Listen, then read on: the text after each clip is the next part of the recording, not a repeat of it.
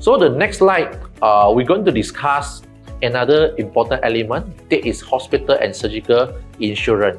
And this type of coverage, they serve as the protective shield against the financial implication of the hospitalization and also surgical procedure, to ensure that our focus remain on the recovery rather than financial strength. Okay, let me repeat again. So the focus actually, in fact, so ensuring our focus remain on recovery rather than financial strength. So hospital and surgical insurance. So the first one, we have to define the medical expenses. So hospital and surgical insurance, they cover the routine medical expenses. They are okay. So I repeat again the statement. Sorry. So the hospital and surgery insurance, they cover our routine medical expenses. They link to the hospitalization. So this include the daily room and board charges, as well as the measurable the hospital expenses. So this comprehensive coverage to ensure that the financial burden associated with the hospital stay is covered. So allowing the individual to concentrate on the health, on the recovery. So the second is the surgical expenses.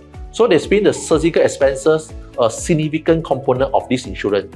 They designed to arrest throughout the various methods across. The first one, the schedule method. So this method, they involve in the listing barriers, the surgical operation in the schedule with the maximum monetary amount allocated for each procedure. This kind of structure approach to ensure that the transparency and predictability in the covering surgical expenses. So the second, the relative value schedule method. So in this method, the unit of the point are assigned to each operation based on the degree of difficulty. So a conversation factor is then to apply to convert the relative value of the operation into the ringgit amount, which is attributable. They're going to contribute to the surgical service. So this kind of method, they are considered is the complexity of the surgical procedure and align the investment accordingly. So by understanding all these so-called the mechanism is crucial to empower us to navigate the landscape of hospital and surgical insurance with more clarity.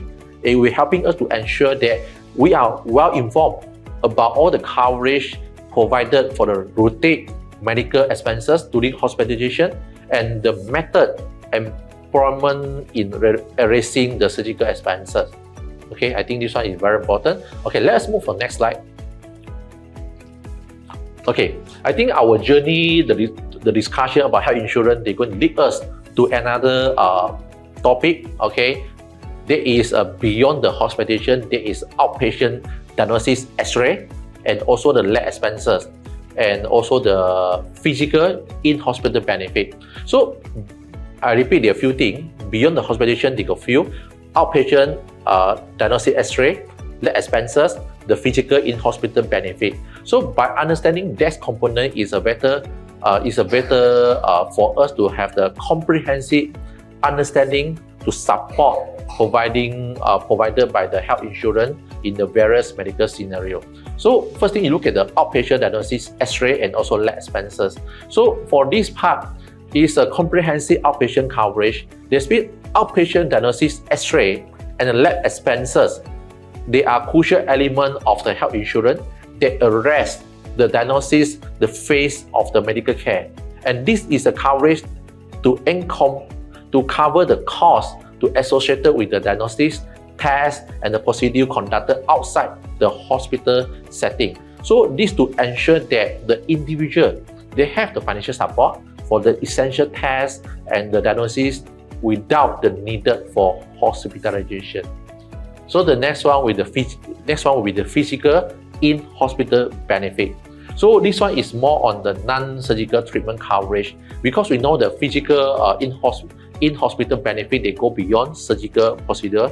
They cater to the non-surgical treatment provided by the physician to the patient while in the hospital. So this is a coverage to acknowledge the medical care extend beyond the operation room. So they encompassing the various treatment administered by the physical during the hospital stay. So when it comes to this policy, we also have to look at the maximum amount limitation, because this is important to take note that the benefit for non-surgical treatment is subject to the certain limitation. There is always have the maximum amount paid for each visit, and this amount is capped. This means this is a limitation to ensure that financial support provided for each visit is reasonable and aligned with the overall coverage offered by the health insurance policy. So additional, I think apart from the maximum amount limitation, so for hospital and surgical insurance, they also have the daily visit cap.